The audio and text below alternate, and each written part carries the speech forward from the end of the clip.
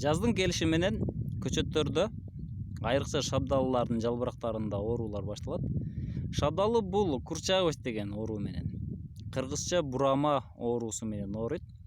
Кызарып, жалбырактары буралып, тырышып, мына ушундай башка формага келе баштайт. Алдыбызда көчөт ооруп атат, жаңы башталган. Анткени муну жазында дарылаганыбыз жок. Дарыланган көчөттөрдө дагы эгер бактерия бир жерде калган болсо, анда эрте жаздан баштайт. Бул оору июнь күн ысып калгандан кийин уже токтойт. Бул жалбырактар түшүп калат. Бул көчөттөрдүн өсүшүнө кедергисин тийгизет, ошондой эле мөмөлөрдүн туура эмес формада болушуна, пычык болушуна, формалардын бузулушуна алып келет.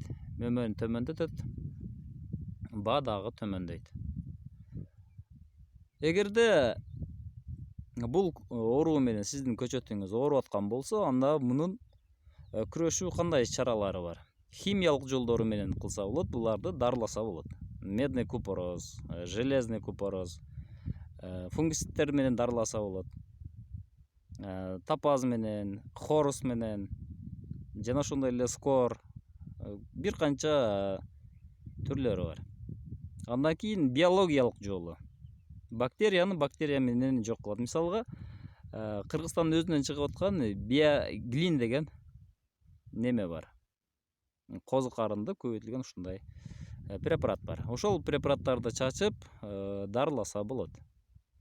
Азыр мен механикалык жолун айткым келе атат.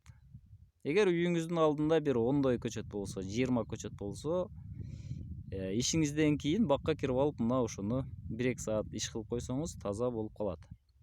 Бири-бирине жукпай калат. Бул жамгырлуу күн боло турган болсо, бир жумада эле тез эле тарап кетет. Муну курт кумурска, шамал, башка нерсе менен тез тарайт. Негизинен бул нымдуу жерлерде, көлөкө жеринде, эң астында, мындан да карасаңыздар, үстүндө жок, эң астыңкы жалбырактары ооруй баштаган. Механикалык жол менен тазалаганда муну оңой эле кол менен алып тазалап койсо болот.